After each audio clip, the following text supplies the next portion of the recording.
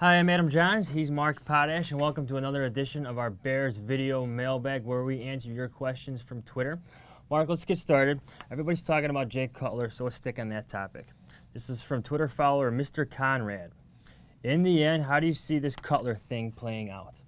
Well, Em, I don't think there's any question that the Jay Cutler situation is going in one direction, and that's with him staying with the Bears for next year and signing a long-term contract. It just sounds like both sides know what is best for them, and I think it's really a good situation. I think as the way I see it playing out is that the Bears are not going to have to pay $100 million like the Ravens did with Joe Flacco. I think they're going to give Jay a kind of more of a mid-level contract. I think Jay understands that he is in good shape here in Chicago with the whole situation with the offensive line, the weapons he has, the Trestman, and I think he really wants to be back. He might have to get tagged first in order to get to that deal, but I still see them getting like a 4 or 5 year deal, after this season. This is from Eric Katz on Twitter.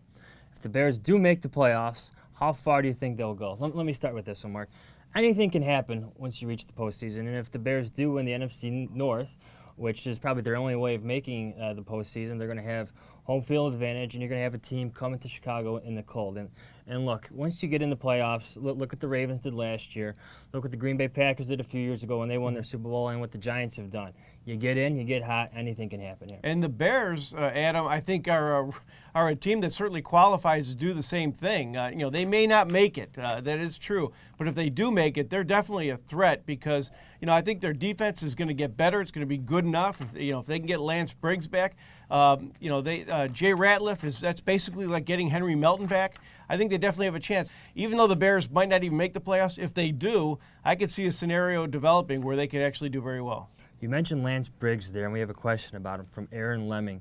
How much of an impact do you see Briggs' return making? It looks like he's going to come back here this week against the Eagles. Well, I think he'll make a big impact.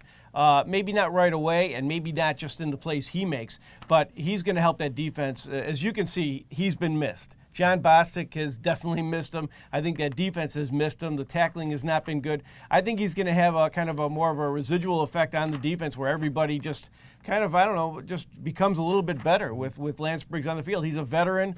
His intangibles, besides all his tackles, have definitely been missed. If you've watched the Bears linebackers play, you know that Kasim Green and John Bostic have played like rookies, mainly because they don't have a guy like Lance Briggs out there to help them out. And it may not look like it all the time, but the defense is definitely making strides. They held Tony Romo in check. They complemented the Bears' offense really well by getting 3 and outs at key times and making key stops at key moments. And against the Browns, everybody was running against the Bears, and the Browns weren't able to do it. I know they don't have they have a lot of no-name running backs, but no-name running backs have run against the Bears.